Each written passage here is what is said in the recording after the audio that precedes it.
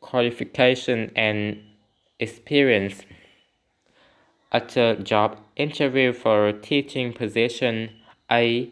Interviewer, B. Interviewee. A. Hello, please have a seat. How are you today? Well, honestly, although I am well prepared, I still have butterflies in my stomach. Haha, don't worry. Put your mind at ease. This is just a normal conversation. Okay, so now let's get started. First, tell me something about your background. I've got a bachelor's degree from the University of Paradise, an IELTS certificate of 8 overall, as well as an A-level certificate in computer application. That's great. However, those things are already listed in your CV. Could you please tell me more about your experience?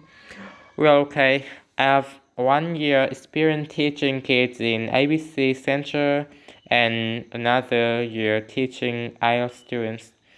I know that besides academic achievements, experience also plays an integral role in finding a well-paid job.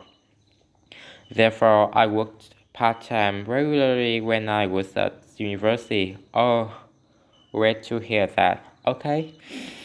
One last question. Why did you choose our company?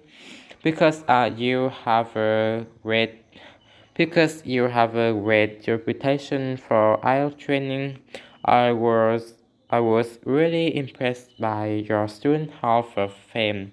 Besides, there are also many rewarding perks in your job description. Those two factors really displayed to me that you are an ideal workplace. Oh, thank you. Okay, now the interview is over. I would like to inform you that there is now a period of probation. After 2 months, if there is good feedback from students, you will be officially employed. What do you think? Thank you for giving me such an opportunity. I will try my best. Okay, see you next Monday. See you. Have a good day.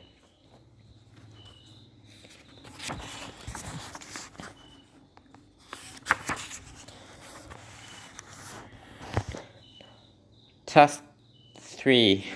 Describe a skill that cannot be learned at school. You should say what it is, how to learn it, how long it requires you to learn, explain why we should learn it. Okay, so the skill that I would like to talk about that can be learned in school is cooking. You know, I think cooking is a vital skill that everyone should learn, even if it's just a basics. There are many ways that you can learn this skill, including learning from your mother at home, reading recipe books, and watching cooking shows on TV, and even via YouTube. However, the way that I learned to cook was through a lot of experience and by gaining a certificate from a cooking school that had a reputation for producing a lot of talented chefs. I think that the time to learn how to cook can vary. It just depends on how good you want to be. You know, it only takes a day or so to learn the basics, but it can take years of hard work and valuable experience to become a talented chef, which is the career path that I had decided to follow. Before learning to cook, I didn't have any degree or great academic achievements. So when I decided to follow this career path, it really would put my mind at ease. After completely the cooking course, I was able to get a job at a fancy restaurant in a big city, and although I had gained some skills, I was still really nervous on my first day, and I have butterfly in my stomach for the for first week. But after my 2 month probation period had finished and I was offered a full-time position, I really gained a lot of confidence in my ability.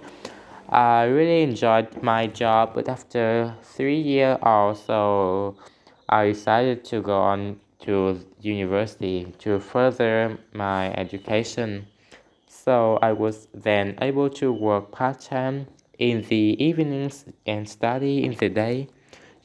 I think there are many reasons why people should learn this skill, but one of the most rewarding parts of knowing how how how to cook is being able to make delicious meals for my family and friends.